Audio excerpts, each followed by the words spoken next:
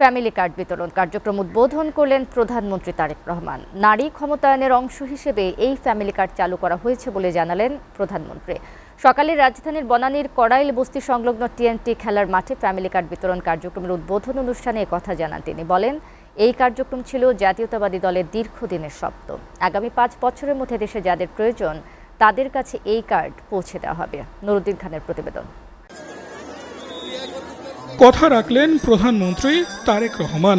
নির্বাচনের আগে দেয়া প্রতিশ্রুতি অনুযায়ী ৪ কোটি পরিবারকে ফ্যামিলি কার্ড দেওয়ার আনুষ্ঠানিক যাত্রা শুরু করলেন তিনি।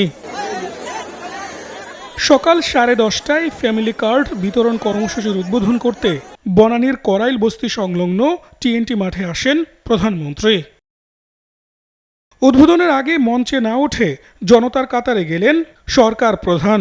হাত মেলালেন উপস্থিত জনসাধারণের সঙ্গে। মঞ্চে উঠেই চিরচারিত সেই ভঙ্গি, হাত নাড়িয়ে শুভেচ্ছা জানালেন সবাইকে। কার্ড তুলে দিলেন কয়েকজনের হাতে।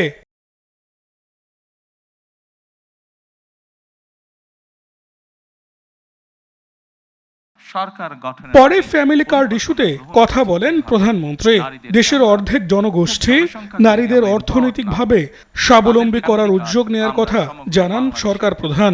শিক্ষিত নারী সমাজকে আজকে আমরা অর্থনৈতিকভাবে এম্পাওয়ার করতে চাই, অর্থনৈতিকভাবে তাদের সচ্ছলতা গড়ে তুলতে চাই এবং সেই লক্ষ্যকে সামনে রেখেই বর্তমান সরকার গঠনের আগেই পরিকল্পনা গ্রহণ করেছে কিভাবে নারীদেরকে আমরা ক্ষমতায়ন করব, অর্থনৈতিকভাবে সচ্ছল করে গড়ে তুলব এবং তারই অংশ হিসাবে আজকে এই ফ্যামিলি কার্ড আমরা সমগ্র বাংলাদেশে পর্যায়ক্রমিকভাবে ইন্ট্রোডিউস শুরু করলাম। আজকে আমরা বর্তমান বৈশ্বিক পরিস্থিতির কথা তুলে ধরে জনগণকে দেয়া প্রতিশ্রুতি বাস্তবায়নে সরকার পিছু হবে না বলেও জানান প্রধানমন্ত্রী। ঠিক আজকের এই অনুষ্ঠানে আমরা যেভাবে ৩৭,০০০ মানুষের কাছে, ৩৭,০০০ নারীর কাছে আমরা ফ্যামিলি কার্ড তুলে দিতে সক্ষম হয়েছি, ঠিক একইভাবে আগামী মাসের ভেতরে আমরা কৃষক ভাইদের কাছেও বহু কৃষক ভাইদের কাছে আমরা কৃষক কার্ড তুলে দিতে সক্ষম হব ইনশাআল্লাহ।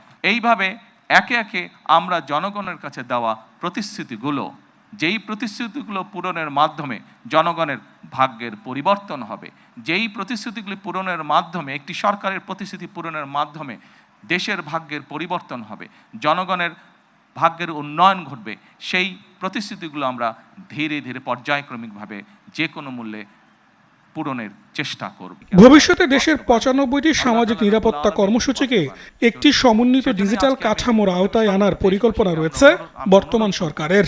দৃঢ়ভাবে বিশ্বাস করি আমার সরকার পর্যায়ক্রমিকভাবে। নুরুদ্দিন খান, এসএটিভি, ঢাকা। ধন্যবাদ জানিয়ে আজকে